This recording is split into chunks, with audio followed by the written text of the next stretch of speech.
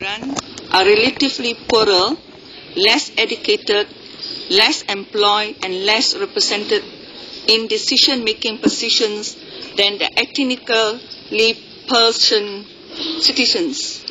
The government should address these issues seriously, as all children and women are the citizens of our countries and should enjoy the respect and protection of the state.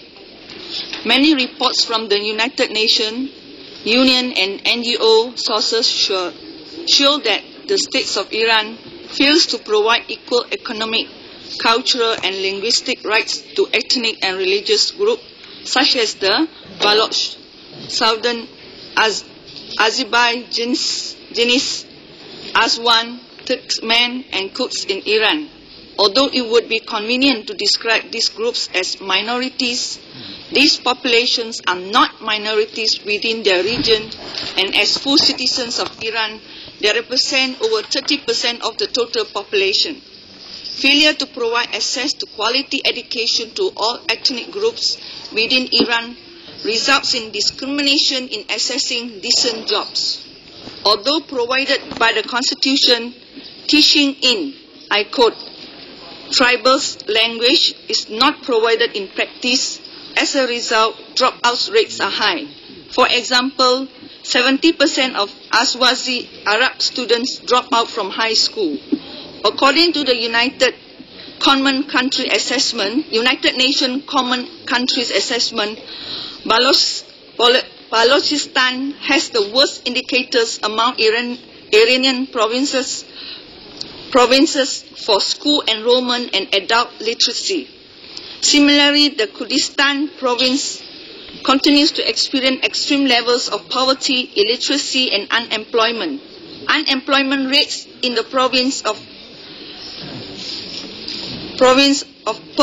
Persian majority city is 7%, whereas in the Ahwazi Arab majority cities, the rate is 41% in Abadan and 60% in Mahad Merah. Every government should provide equal rights to education to all children and adults, regardless of their ethnic or religion background. Besides that, women from regional ethnic groups are also discriminated against in accessing education, health provision, and employment. After the 2005 election, the Iranian Majorities Human Rights Organization reports that discriminatory employment policies pushed many thousands of ethnic minorities civil servants from their jobs as government employees. In 2007, Amnesty International reported that over 200,000 Balochs were known to be working in Gulf countries because they could not get employment in Balochistan. The Iranian Minorities Human Rights Organization reports that many more inhabitants of ethnic groups have been arrested in violation of their rights to freedom of expression and assembly.